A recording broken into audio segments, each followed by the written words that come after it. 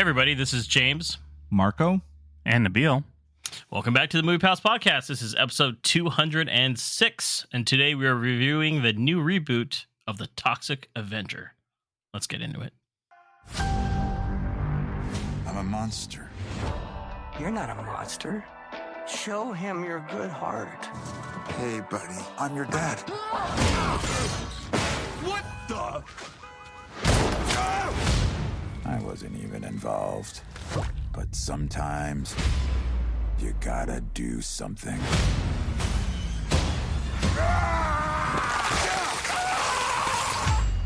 Who the fuck are you? Just some dude with a mouth. So, the Toxic Avenger, released technically in 2025.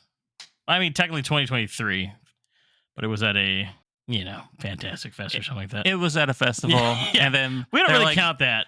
Nobody No, those wanted to Distribute find a this movie. distributor, Yeah. and they were like, "What are we gonna do with this movie? No one knows." And then Legendary Pictures came through.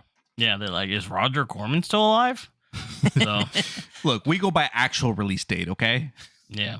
So this is sitting at 83% of Rotten Tomatoes. When a downtrodden janitor, Winston Goose, is exposed to a catastrophic toxic accident, he's transformed into a new kind of hero, the Toxic Avenger.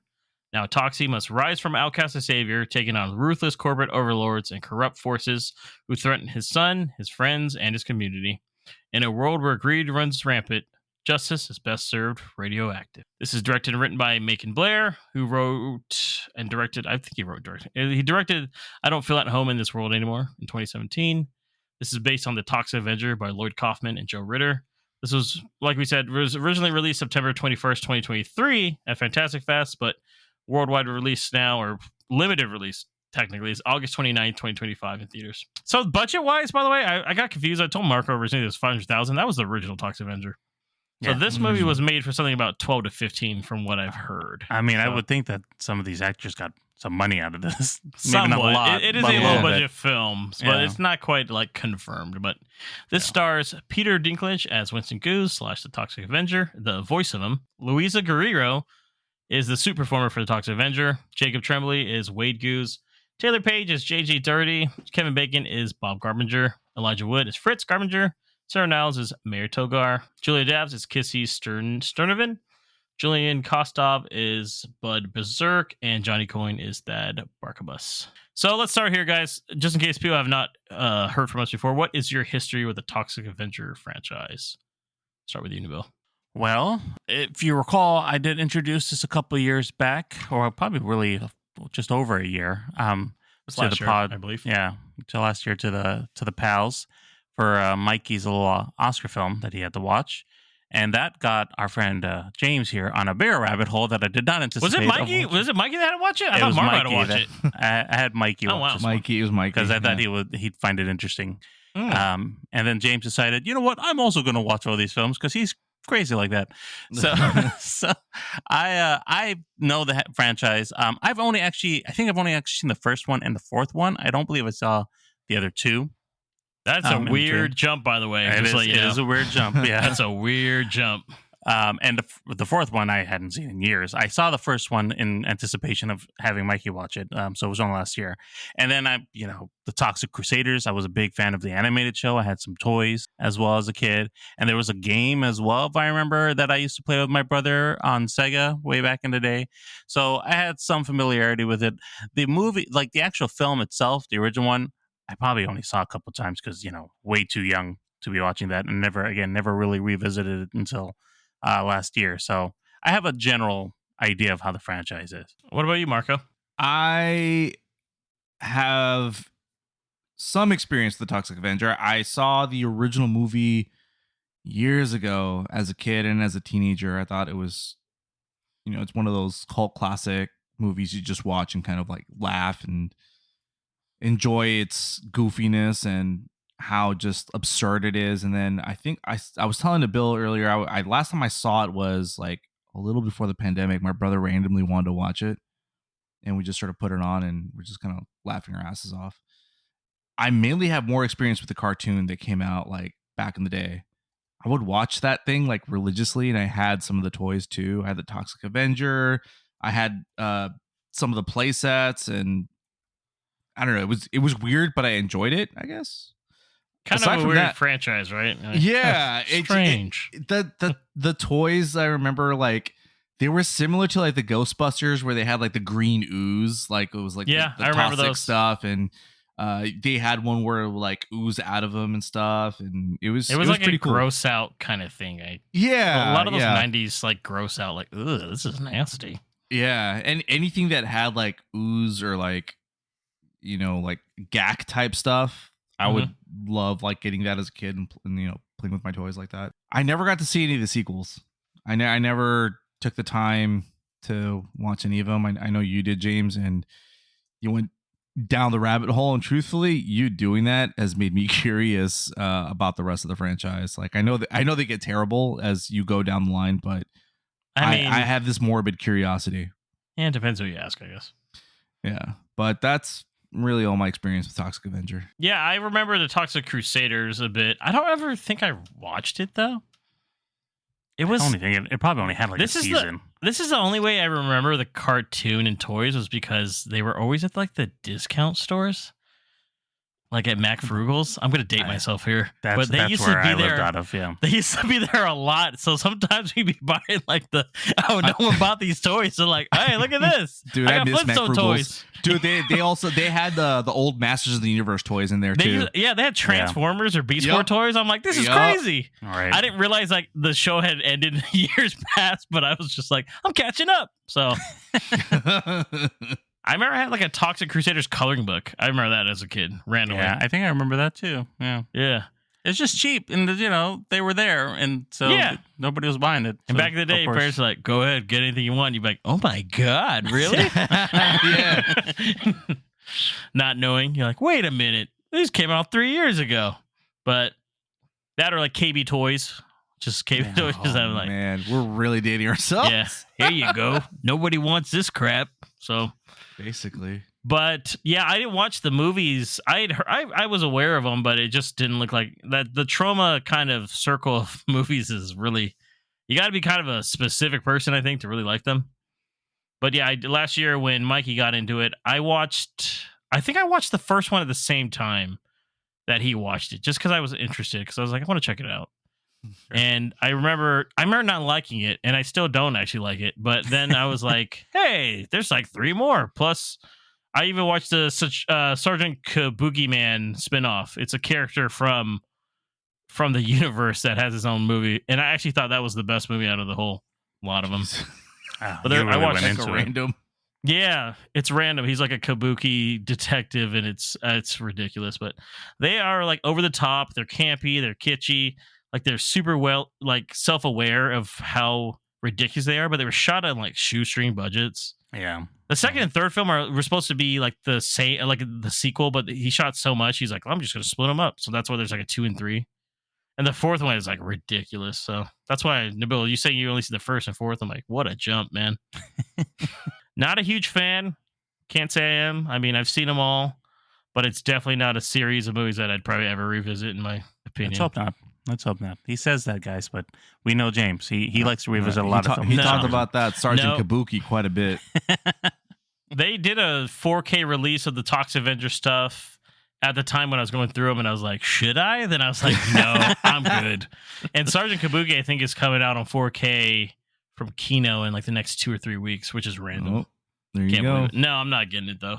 I'm good. That was a dark time in my life. So let's jump into the new Toxic Avenger, guys.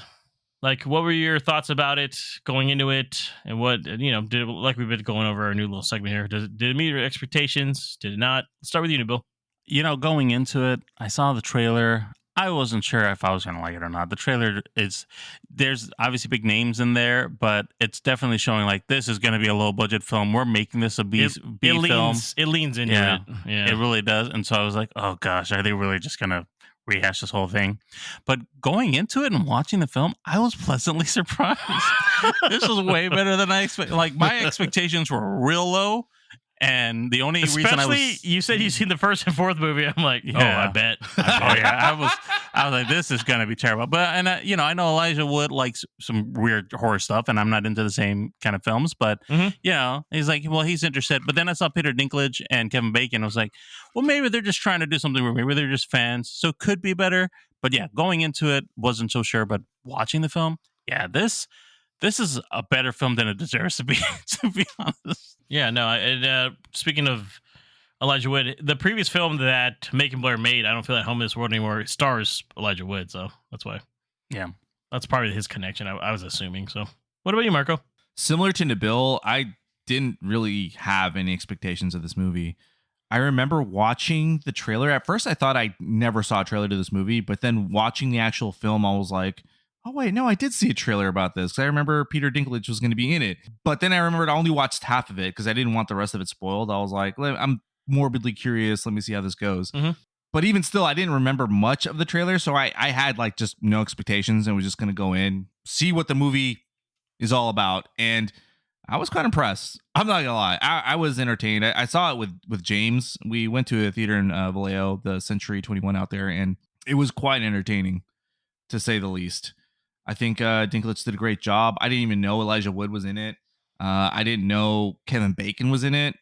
It was quite Yeah, I a remember surprise you to were those like, guys. at one point, you were like, is that Kevin Bacon? I was like, I think Yeah. so. Yeah. But I thought it was very self-aware. It knew what it was, and it went right with it. And I think that it caters to the type of audience that it's aiming for. Yeah, I actually did not watch the trailer for this movie, so I went in completely blind. But it's almost because I'm just so shell shocked from the previous films. I think I was probably just like, you know what? I basically was like, I don't really need to know anything about the movie. I'm either going to like it or not like it. That's kind of my mindset when I went into He it. was like, please, no more. I was like, dude, luckily all those old ones are only like an hour and 20 minutes long because, man, they feel like they're 3 hours long each. But look at the new one side. once again, I saw it with Marco. We were going to see it with Mikey. Unfortunately, he got sick, so that's why he's not on this episode. I was pleasantly surprised too, Bill. I'm not going to lie, man. Yeah. Marco and I were laughing our ass off during this film, which was like surprising because I didn't think it was going to be funny, actually. I thought it was just going to be more like gross out kind of stuff. I was thinking the Yes. same thing. Yeah. Especially we heard like people were walking out Yeah. during some screens. Right. Yeah. So I was like, oh, I could see. Yes, I could see how in the first 15 minutes of the film, you're like, the fuck is this all about? You know? It's pretty random. They throw a lot at you, but if you already I came with the mindset that it was going to be cheesy, though. Right. Yeah. So Yeah. I think that helps. If you don't know that going in, then you might be like, what is this? You know? But You have to know what you're getting yourself into when you go see this movie. yes, I would say. And I almost think that's why it has so little screening. I don't know about you, Nabil, but in our area, there's only playing at like 2 different spots, but like only like one showing a day, I think, at this point. Oh no, we had at least I watched it at the Alamo, and it was showing at least 3 times a day. So Oh, they well, were I mean, you got the fancy theater. they were there. Okay, well, at the Century, and then I think it's at Vacaville now. It's I got like see. one showing, dude. So, like, hey, if you don't make it at 9:20 at night, you're not gonna see this That's random the movie. worst. Yeah. Yeah, it's hella late. I'm like, oh, that's pretty late in the day. Let's get into the plot then. What did you think worked? What do you think didn't? Nabil, start with you again. The plot is definitely a rework from the original. Like they definitely changed quite a bit. The character himself, Vincent Goose, is not the same character from the original one at all. Like he's an adult. He's works at a chemical plant. They as a only janitor. share some similarities as they're both janitors. They're both janitors. That's essentially it. Even the way he becomes a Toxic Avenger is different. So Yeah. I liked how they set it up. To be honest, I like where they were going with it. I think that some of it is leaning into him being Peter Dinklage's character, Winston Goose. He's a forced stepdad. It was like he was a stepdad, but also now he's also the parent, the only parent. So he's a stepdad of a kid that's not even He's the dad that stepped up. Yeah, they had no choice. And he seems like an overall good guy. He's a bit misguided in life, but he's trying to figure stuff out. And he finds out he's sick, and wants to try to find a cure because his insurance won't cover it, and it ends up somehow getting into a mess and becomes a Toxic Avenger. And then, things happen, and it's a bit ridiculous on like how we get from him becoming the Toxic Avenger to where we get to at the end. But at the same time, Yeah. it still has a much better through line than the original film. So Yeah. The pacing is a lot better too. Man. yeah, the pacing is much stronger. The action is a bit stiff, to be honest, but they do show some gory bits. And to be honest, I think that I kept thinking about like what made people want to walk out. There was only one scene that I looked at and said, okay, this could be it.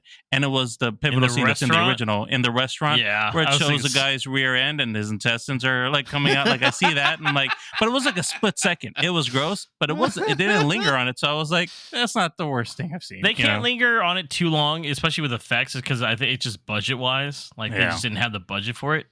But it still does like.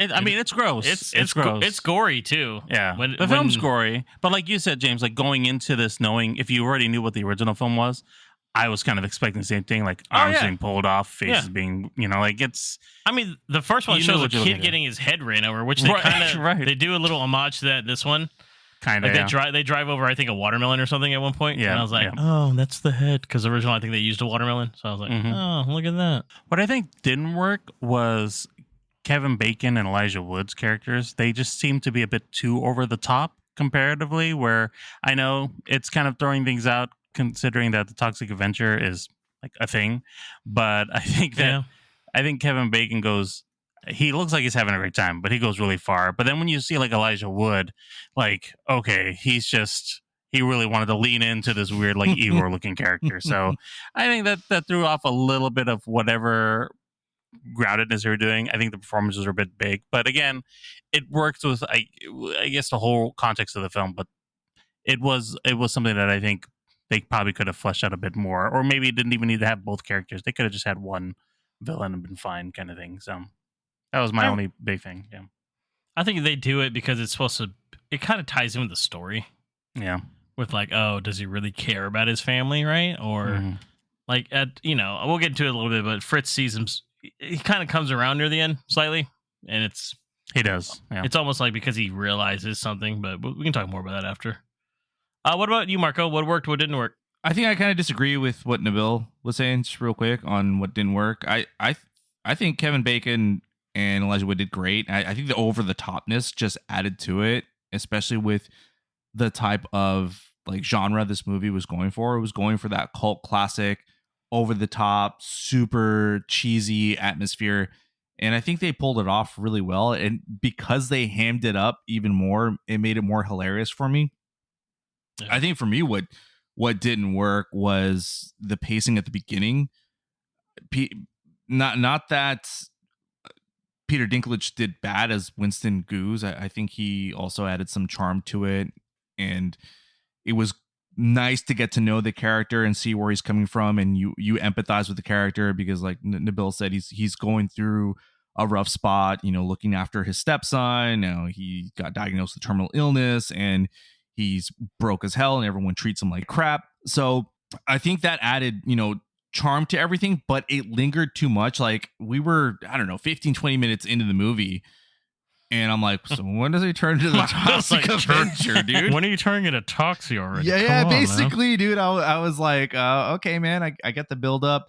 But I think that's really what held it back for me, because once he goes into the transformation, I think that's where it takes off. The gore worked for me also, truthfully, because there's a difference between the gore in a movie like Terrifier versus one like this one. Whereas in like a movie like Terrifier, which is almost kind of like a cult classic type vibe also, they're trying to like freak you out and make you squeamish. This one, I think they're just trying to go over the top to where you're just like, that's ridiculous. Like they do the whole like blood gushing out, and you could tell it's super fake. Well, we'll talk about that a bit more down the line too, Marco. Yeah. So I think like all that still worked for me. What didn't was just that pacing at the beginning, even though it did develop the character.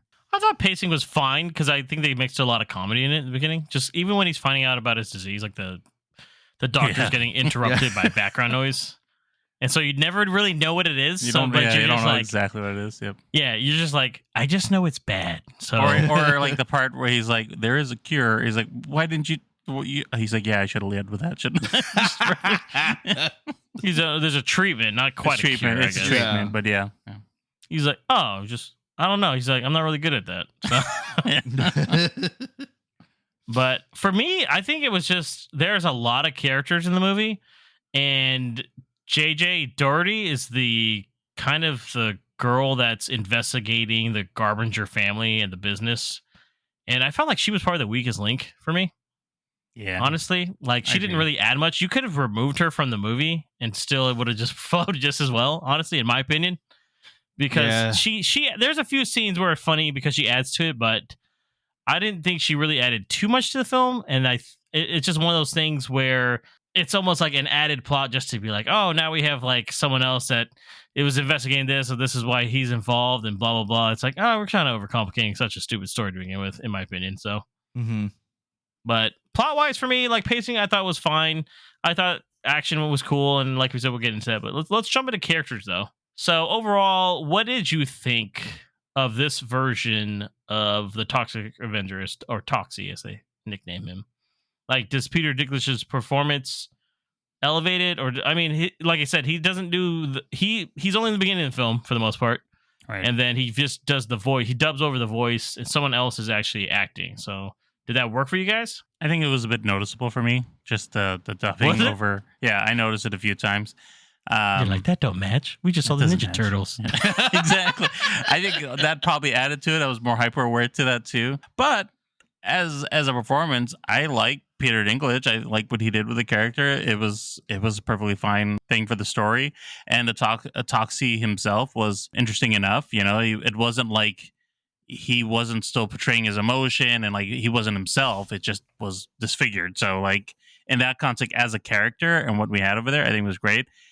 The film probably doesn't need an actor like Peter Dinklage to like at that caliber to have him on this thing. It probably was a bit overkill. Probably budget again, I would assume. Yeah. Oh, you're saying Peter Dinklage in general? You don't think? Yeah, it's like needed? it's a thespian actor who's out in a film, like this. It seems a bit much, but at the same time, hey, it works and he's fun with it. So I actually enjoyed his performance in overall. I think he did give it a take. But like now, if there's sequels or anything, we're never going to see him again. It's all going to be his voice. So like what we got is the first 30 minutes or whatever. So They could do flashbacks. Yeah. maybe a few. I think it worked because it was Peter Dinklage and because like the type of actor that he is, like this is such a ridiculous role for him. And I think that added more to the charm. He played it really well, like as this character, like something happens to him and he's just going with it. He's like, okay, I guess this is happening now. And we as the audience go along with it. I did notice a little bit of the dubbing. I was like, it's a little off, but I kind of thought it was just adding to the charm. It wasn't until after the movie that I realized it was another actor. I had to tell Marco. Yeah. He's like, man, you really lose him in that costume. I was like, that's not him, dude. I was the Bill this time. The Bill, we swapped places. Because like, I didn't. no way. Yeah, I was like, what? And he was like, yeah, he's not really a physical actor, so he just did the dubbing. But I think I like that even more, man. It just... I was like, he gained 2 feet, man. How do you think he did that? A little taller.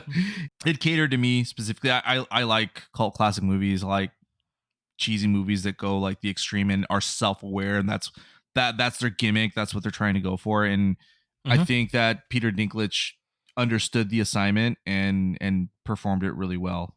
I will say, design wise, though, I still prefer the original look just because it's more of like a normal size, chunky looking kind of dude.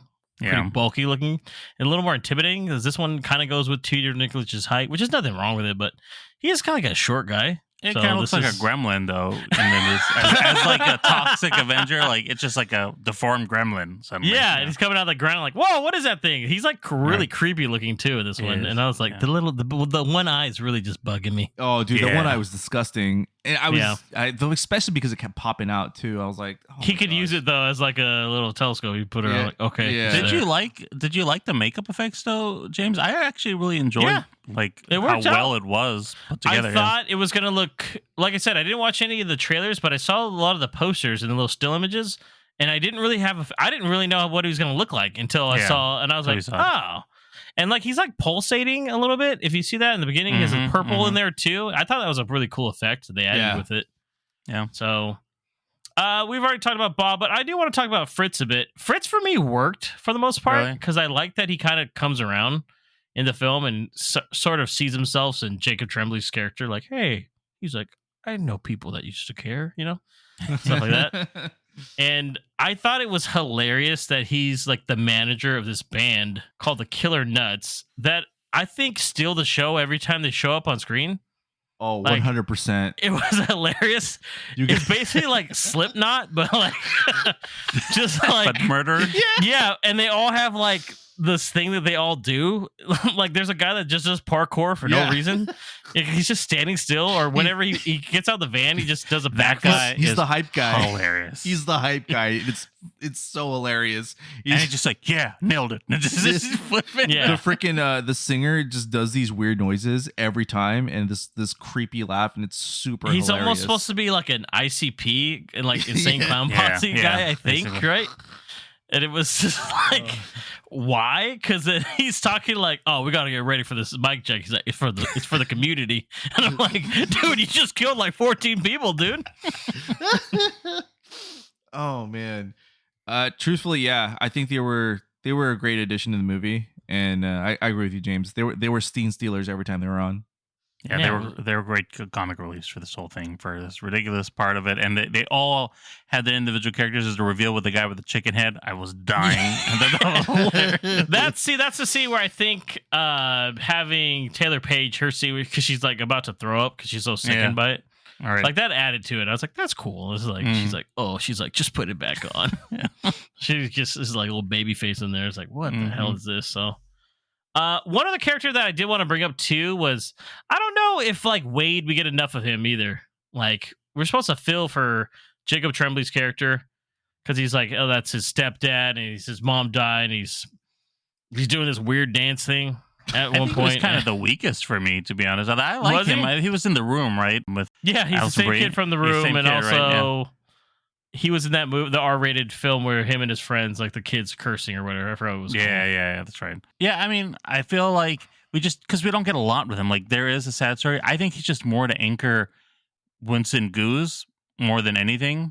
It's an interesting plot point, but I just don't think they give him much. And so like him being angst and feeling like, I mean, my feels like I like that they're trying to give him something, but it's just, they don't really do much with the character. I feel like he's there to be a plot point for Toxie, essentially, of moving forward and connecting with family, because that's all he's got is this kid. Yeah. I felt like there should have been more with him, though, like you're saying. Yeah.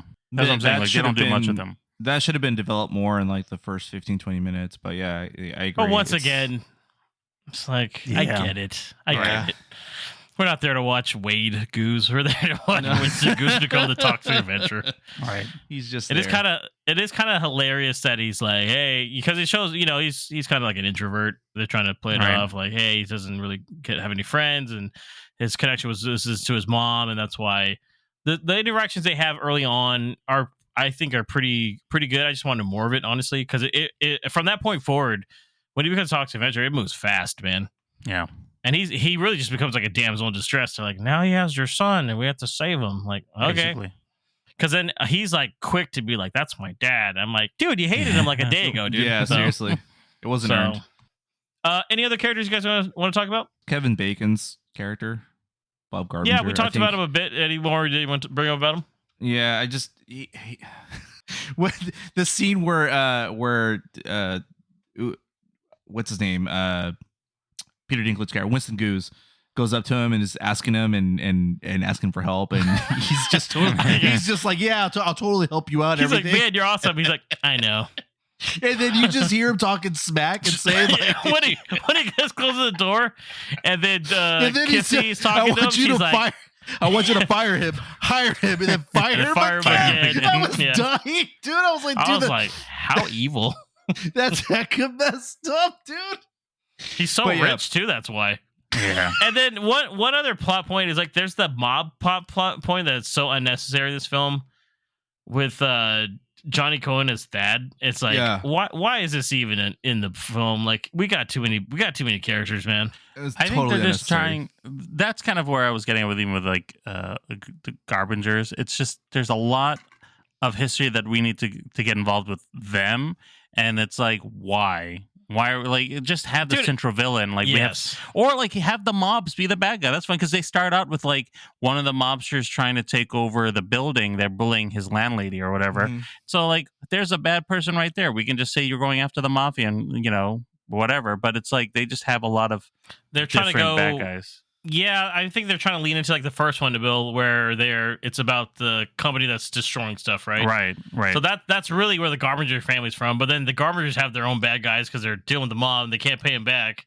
Right. And it's like, why do we got so many subplots in the film? What about the tone influence? So it like we talked about the movie like leans heavily into camp here. And did that work? Because I have a feeling outside of like some indie films, obviously there's some indie films nowadays that do the same thing, but did it work for you for a film in 2025? Yeah, it worked for me, but at the same time I feel like you kind of have to have an appreciation for that type of comedy and this type of genre.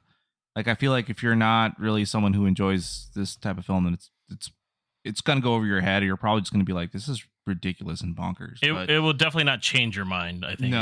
No, but for me, I think it worked. Again, I already said it. I love how they leaned hard into the cheesiness and the campiness, and the gore and the comedy of the gore, I think, just added to it. But I think, like, I actually think that it's not as campy as it could, at least like from an indie film perspective, as it probably could have been, as I was expecting it to be. Like we've seen the Terrifier films, right? You saw the first two, each one got a little bit better, but that first one was, it was rough. I saw the first one. Yeah. And so this could have been something that, even though we have the big actors, it could have been made into something where it leans into that kind of really low budget, really like bare minimum, just to go in with the gore and the stuff like the original film, to be honest. But it doesn't. It does. I feel like it's a weird thing to say, but I feel like it does elevate the film a bit more to make it more of like it's not going to be your top rated film like Blockbuster or anything, but it's also not going to be the worst action horror comedy film that you're going to see this year either. I feel like it does a good job of kind of threading that middle, as long as you know what you're getting into, which is that this is based off of a ridiculous IP that they're trying to modernize a bit. And I really think that they've for the most part landed on something really good that they can actually build upon. Yeah, I can see that. I think it does a good job of, they target certain scenes that are really campy, in my opinion. Yeah. And then, but they do balance it out with the mix of like, I think the comedy really helps this time around, because I feel like the original film tries to be funny, but it's like, dude, this is not funny. At least in our standards nowadays. Maybe back in 1984, people were like, this is hilarious, But I think nowadays this one did a good job. It almost reminded me, Nabil, of like some of the wackiness and like the Naked Gun at times in this film. Some of the comedy elements, in my opinion, at least. There were times that I actually was like, that's legitimately funny. There's a scene in the restaurant where the guy comes out and he's clearly already like dying, and then the cop just starts like unloading on him, and he's like, "Whoa!" And dude, I was like dying at that part. Dude, yeah, it was there. Yeah, there's just stuff like that. Like you didn't see that in the other one, or if you saw it in the original film, it was more like mean spirited, in my opinion. Yeah, that's it right there, James. I think that the original film, it was trying to be funny, but it was very mean spirited. I think like a lot of those things. I mean, they're even bullying the stuff this that happens nerd. to the main guy.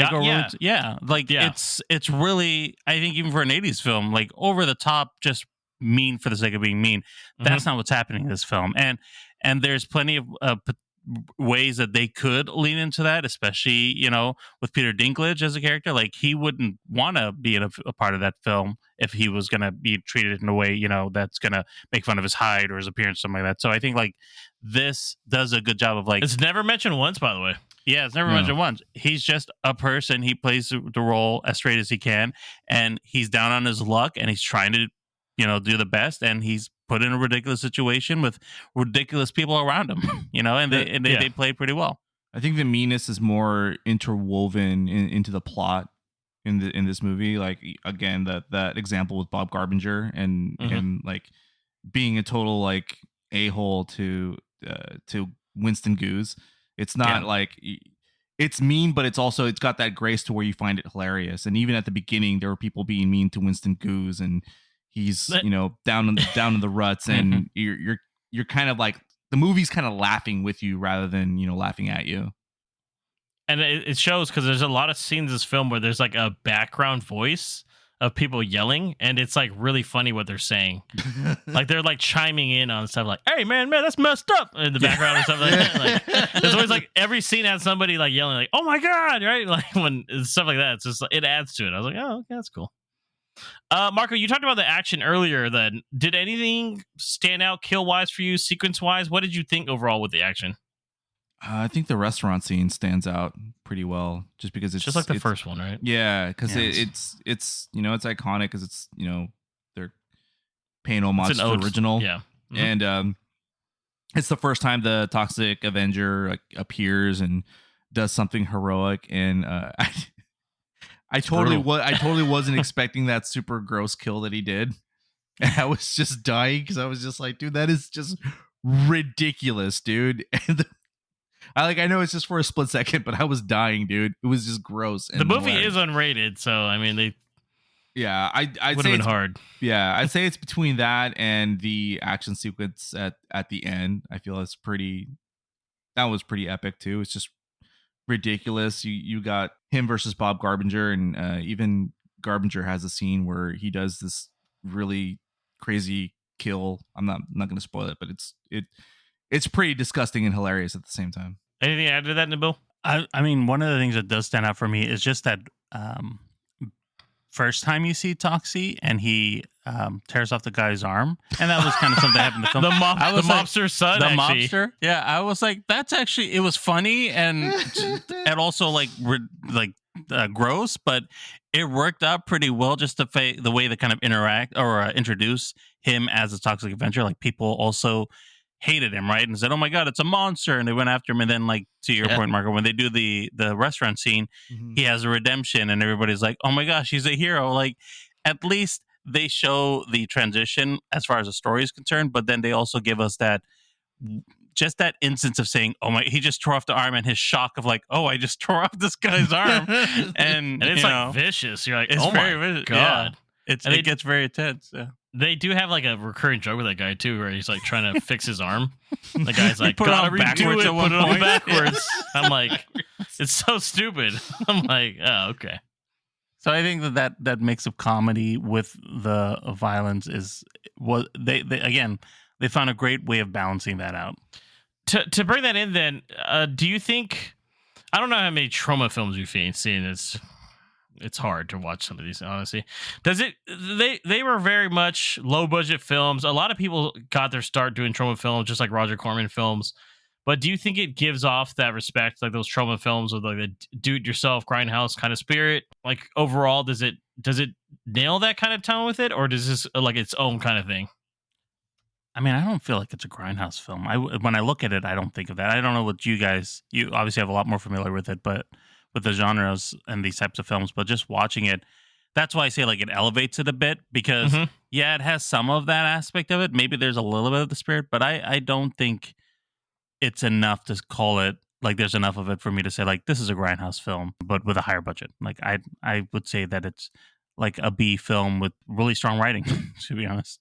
Yeah, that's kind of how I see it. It's kind of like a cult classic B film, kind of like I put it kind of in the same realm like those movies like Sharknado or something, like those ridiculous movies that are just meant to just kind of like be ridiculous, and you're there to like have fun with it no matter like what happens in the plot. But I don't necessarily would consider it a grindhouse, but I could be wrong. I would say yes, it's a grindhouse film. Grindhouse films are kind of like low budget, sometimes like a exploitation film, or it's like weird subject matter, and this would definitely be a weird subject matter. Yeah. So I could see it in that term of it. It's not. I think it's got a higher budget though than a lot higher budget than a lot of the ones that it's just trying to reference, probably, especially those original ones which were made for practically nothing with no name actors too. So the fact that we have like bigger name actors, I think it's almost like a 50-50, honestly. But do you guys think, how did it compare overall to that 1984 film to you guys? Like tone wise, gore wise, humor wise? I know we talked about it in a bit with how the other one was a bit more mean spirited, but what about like the overall tone? Did you guys get the same kind of feeling off of it? I think that it gives enough homage to the original film, but it's its own thing still. Like it has Yeah. a few things. The tone is brighter. Like even the color is brighter. Just like the that original one. I mean, I haven't seen Yeah. the 4K version, but right. it is hard to watch. It is. It's hard to watch. I think that they give more emphasis on like Toxie as a character trying to like well, not just as a Toxic Avenger, but just as a person trying. There's a reason behind the things he's doing. He's not just trying to be, this person who's fighting bullies, but he's killing people because he has to. Sometimes he doesn't really have to, but and he explains that he's like, I didn't really kill that many people like he does at the end, but also he does like my thing. He's like, that's the only guy, right? right. So there's a bit of that, but I think overall, like the gore, maybe it's not as gory, but it has enough scenes that I feel is acceptable for like today to go into it. I think the humor is way better, and again, I think the tone just is a much more I'm going to say elevated again, but I was going to say brighter tone. Like it just brings everything up from that original one. And maybe it's the budget, maybe it's the actors, but it's to me it's a much more I'd say this is probably the more definitive version to watch in my opinion. So I agree with Nabil. I think just like he said, it pays homage to the original, but it is its own thing, and it does actually, it understands the assignment. Like I said, it knows what it's trying to do, and it does it better. It's funnier, it's more self-aware, and obviously I think the higher budget does help, but it's more entertaining rather than just kind of like gross and mean-spirited. You want to kind of look away from the screen. You want to like keep watching and see like where this craziness leads to. Yeah, definitely. And theater wise, I think that anybody could see this. You don't really have to know that previous series, but I think just like Marco said with a little caveat, it's like you have to be kind of open to watching something like this though. agreed. You can't just be like, I've never seen any of these. They're like, or I only watch Marvel films. I hope this is a superhero too, right? No, not really. You kind of have to know what you're getting yourself into. You gotta have an appreciation, some appreciation for this type of film. Otherwise, it's just not going to be for you. Yeah, and Nabil, how was your theater audience, by the way? Yeah, they were fun. They were into it. We had a good size. I'd say probably at 3/4 full, so which is pretty good because it's a small screening anyway. So the crowd was solid. I agree, James. I think you just need to know what type of film you're going into. So as long as you know that it's not some kind of big comic book hero action film, then and you're getting into more of the horror comedy aspect of it.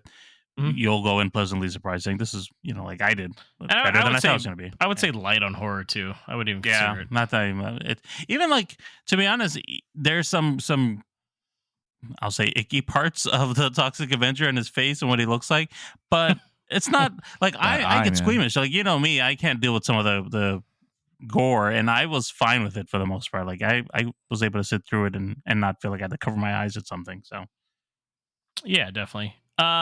Any thoughts before we get into our ratings in our slight spoiler section? I had one quick one. I forgot to mention the doctor character is not the one that tells him about the disease, the one that says he's a quote unquote doctor. Yeah, he's just a bum living in the forest. I thought was hilarious because he brings back JJ there at one point, and he's like, "Why'd you bring her out here?" He's like, "You said you're a doctor." He's like, "I didn't tell you that." It's like, "Oh, he's just drunk."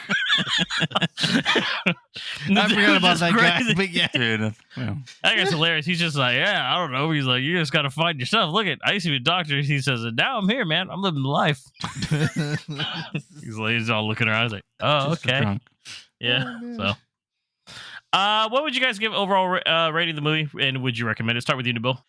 I gave this 3.5 stars, and I would totally recommend it. I think it's definitely for adults, and it's not to everybody's taste, but it's definitely worthy of a watch, especially if you're just a fan of these kind of over the top horror comedy type films. So yeah, you should go and see it. And if you can see it in the theater while it's still out, support it do too. that Yeah, support it. Definitely. What about you, Marco? I also give it 3.5 stars, and I would recommend it as well too. I think it's entertaining, it's fun, it's hilarious, and it's not too gross. Yeah, we're all in agreement here. I give it 3.5 stars as well, guys. I think it was a fun watch, especially me and Marco had a good time. Yeah. Went to a theater Marco's never been to, which was surprisingly very nice, by the way. Yeah, it's cool. For Vallejo. Mikey, what do you think?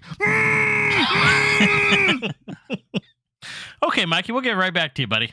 But I mean, out of seeing all these other Toxic Avenger films in the franchise, this is easily the best one, in my opinion. Like, I hope it was a low bar to begin with, so it wasn't. You didn't have to do much to be even like above it. But this is definitely. I the really one. like 3. It was my favorite actually. No, it gets bad. So, all right, we're gonna jump into a quick little spoiler section. There's not much we're gonna really spoil on this one, but if you want to skip ahead, just skip ahead. So.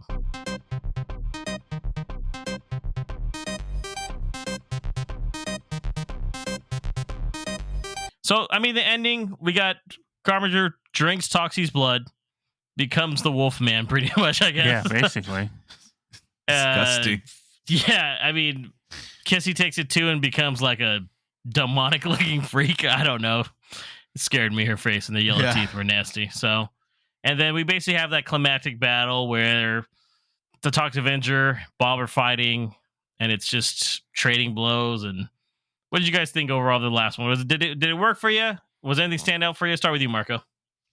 Yeah, I think it worked for me, man. I think we got two, deformed characters that are, just going at it, and it's what I expected. It's what this movie was eventually leading to, and they had to have that fight, especially after like their first meet. And I already mentioned it twice. Bob, he just goes off on Winston Goose, and I think it was great, man. It was entertaining. The kill that Bob makes at the end with the mobster guy too, he just rips his freaking head off. That's the one I wanted to mention, and I can mention it here in spoilers. But that I think that was well worth it as well too. Pretty brutal. I don't even think he's fully transformed yet when it happens too, right? Yeah, like he's changing. But yeah. It is hilarious that the way that Toxic gets out of that dungeon, though, is like he's like, I gotta open up my pants. He's like, I have to pee on it. And then when he gets out, he's like, I'll have much better aim now. That's so crazy. He's like, no. He's like, acid pee. Yeah. What about you, Nabo? Did that ending work for you? Yeah, I mean, I liked that they were essentially having a sword fight. Basically, and literally having a sword fight. Yeah, between the mop and the axe or whatever. We didn't really talk much about her. But I will say, like, Kissy and JJ fighting seemed a bit ridiculous because the fact that JJ could stand her own for that long. She's just a normal person, yeah. Yeah, she's a normal person. I was like, that's, again, it's all the reason for her to be there and stuff. But I thought that was ridiculous. But I was surprised the fact that Kissy, like, slit Fritz's throat. Like, that was a surprise. I was like, I didn't expect that to happen suddenly. And then him it's pretty brutal. surviving it then. Yeah, it was a pretty intense After thing. Fritz is like, he saves Wade basically before the explosion because he's like, "Come with me." Mm-hmm. So that was an interesting little thing. But yeah, the ending was good enough. They go into that toxic area too, and I think it was just the way that he was using the mop. I think was just funny because it was him using it as a sword and fighting against it, and that's just like, okay, this is hilarious because that's like his weapon.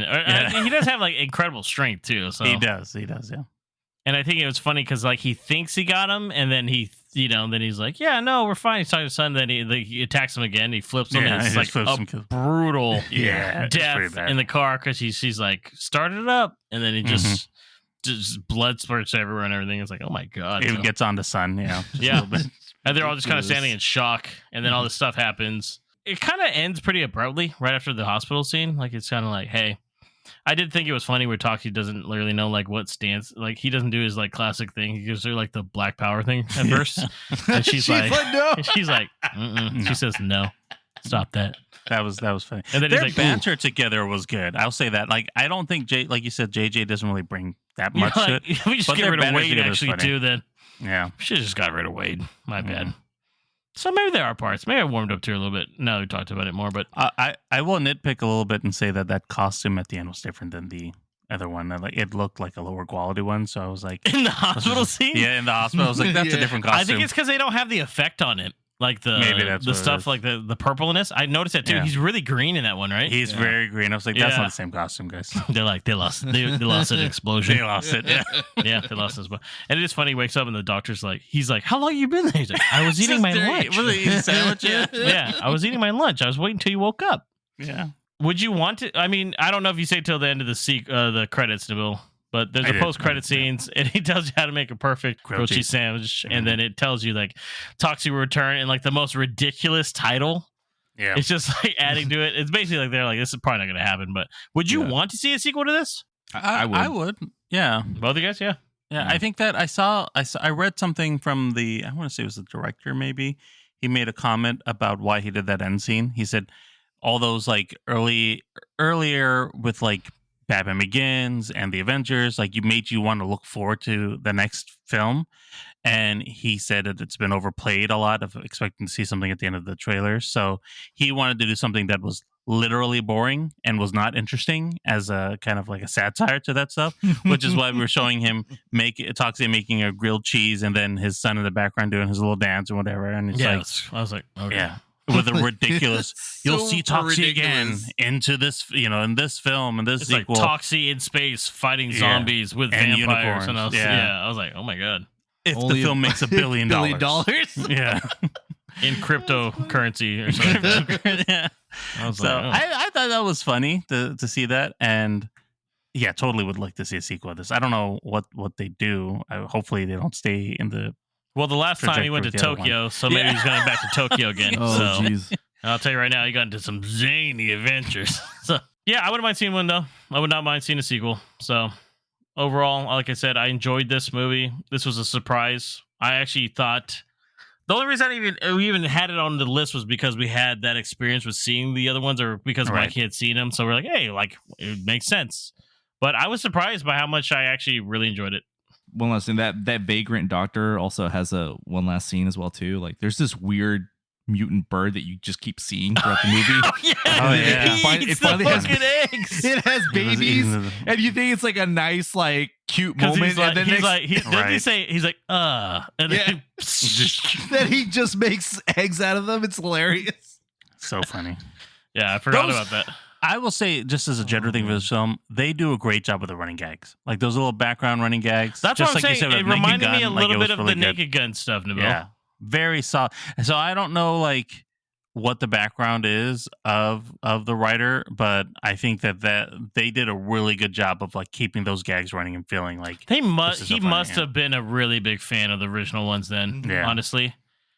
To be able to take that and be like, hey, let me add a little like let me modernize this basically in a way, right? That's how I kind of feel too. Mhm. Because there's definitely they do a good job with it. And even the way that Bob talks to Fritz, it's like really mean at times. Yeah, yeah. Where he'll say stuff and then you can tell Kissy is like she thinks she's at a higher like level than everyone else, so she's trying to like chime in like, yeah, what are you doing here and all this stuff, and just making him feel like shit. And then he's just standing there like, move. And then she's like, oh, sorry, he's coming in, he's a little slow. So mean. Yeah. So, little things like that. So, all right, that is the end of episode 207 of the Movie Pals podcast. Nabil, let everyone know how they can keep up with us. You can find us on every major podcast platform, so follow and listen wherever you like. For links to all our socials and more, head over to linktree/moviepalspod. That's linktr.ee/moviepalspod. And don't forget to subscribe, or we'll send the Toxic Avenger on you, and you don't want to see the end of his mob. But also, so you'll never miss an episode. And hey, check us out on TikTok at MoviePalsPod for sneak peeks, quick takes, and behind the scenes clips. We've also got a brand new Discord community for all you film fans. Share your hot takes, ask questions, and hang out with us and fellow listeners. The invite link is in our link tree. Coming up next is episode 206, where we'll be reviewing the new Stephen King adaptation, The Long Walk. Thanks for hanging out with us. Until next time, this is the Movie Pals, signing off.